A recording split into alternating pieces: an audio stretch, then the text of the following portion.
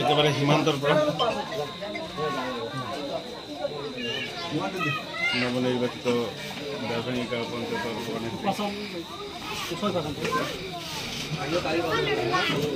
আমি আজি ইয়াতে সকলোৱে একগোট হোৱাৰ কাৰণ হ'ল আমি সকলোৱে জুবিন দাৰ অনুৰাগী।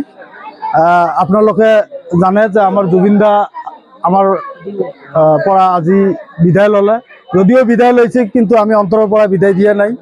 আৰু আমি আমাৰ অসমৰ এটা গৌৰৱ এটা আমি হেৰুৱালোঁ।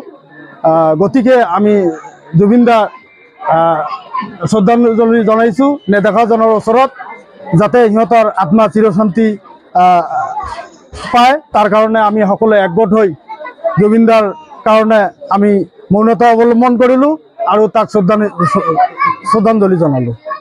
একগোটৰ উদ্দেশ্য হ'ল জুবিন দা আমাৰ প্ৰাণপ্ৰিয় গায়ক, আমাৰ অসমৰ সম্পদ বিয়োগ হৈছে। অকাল মৃত্যুৰ কাৰণে আমি একগোট হৈ তাক শ্ৰদ্ধাঞ্জলি দিয়াৰ কাৰণে আমি আটাই একগোট হৈছোঁ।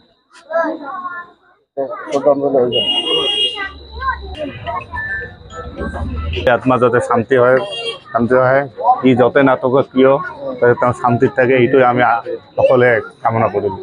আৰু আমি এনেকুৱা গায়ক আৰু আমি কেতিয়াও নাপাম আৰু কেতিয়াও আমি এনেকুৱা গায়ক নাপাম। আমাৰ অসমৰ এটা ডাঙৰ সম্পদ চলি গ'ল। অসমে নহয়, গোটেই ভাৰতৰে তেওঁ সম্পদ আছিল।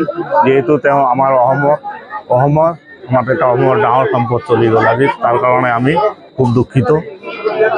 ভগৱানৰ ওচৰত প্ৰাৰ্থনা কৰিলোঁ তাৰ পৰমাত্মা যাতে শান্তি পায়।